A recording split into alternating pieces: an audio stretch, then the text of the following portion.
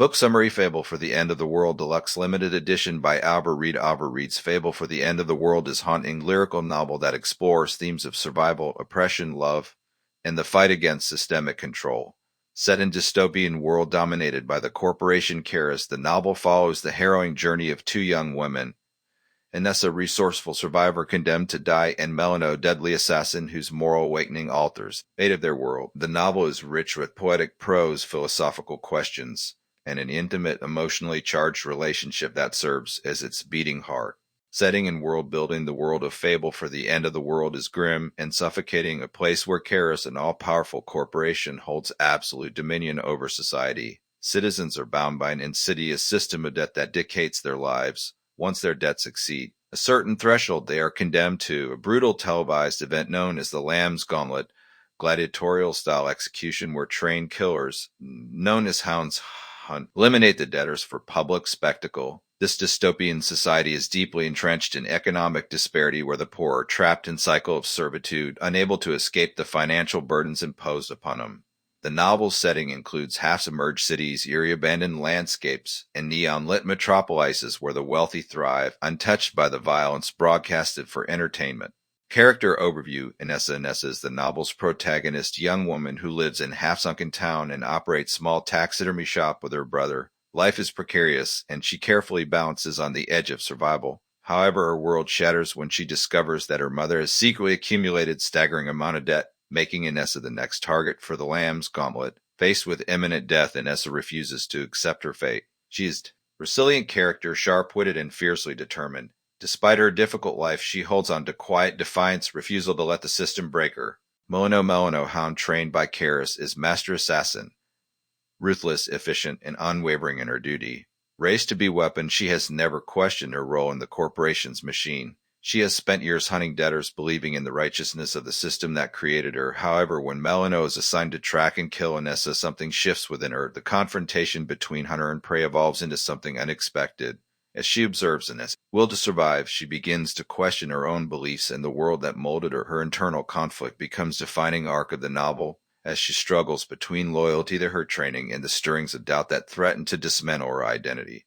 Plot summary: the novel opens with Inesa's discovery that her family's debt has marked her for death. Desperate to escape, she flees into the labyrinthine ruins of her city, navigating treacherous alleys, underground networks, and the shadows of society that has already abandoned her. She knows that her only chance at survival is to disappear, but Caerus's reach is vast, and the hounds never fail.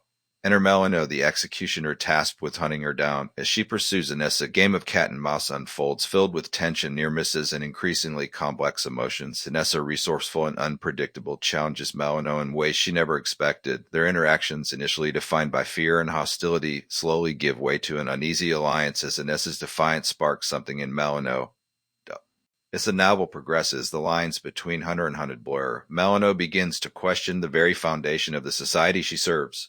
If the system is just, why does Inesa, who is intelligent, brave, and full of life, deserve to die? Why does Caerus hold the power to decide who lives and who perishes? Their journey takes them across desolate landscapes, from the neon-lit underbelly of Caerus's domain to the last vestiges of resistance hiding in the ruins of civilization. Along the way, they encounter others who have escaped the system's grasp. Former debtors, ex-hounds, and revolutionaries who believe in dismantling Caerus's rule. Through these encounters, Inesa and Melinoë uncover the dark history of the corporation and the origins of the Lamb's Gauntlet. Relationship, fraught with tension and tenderness, deepens into something neither of them expected. Love in world built on violence and control becomes their most dangerous act of defiance. Melinoë is forced to make choice: uphold the system that created her, or break free and fight alongside the woman she was sent to kill.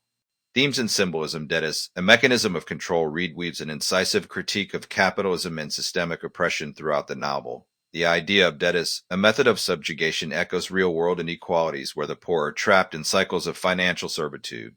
Caerus's omnipotence mirrors the unchecked power of corporate entities that dictate societal structures. The transformation of identity: both protagonists undergo transformations. Inesa, initially survivor with no grand aspirations beyond staying alive, becomes symbol of resistance. Melinoë, trained to be an unfeeling instrument of death, discovers her humanity through love and doubt.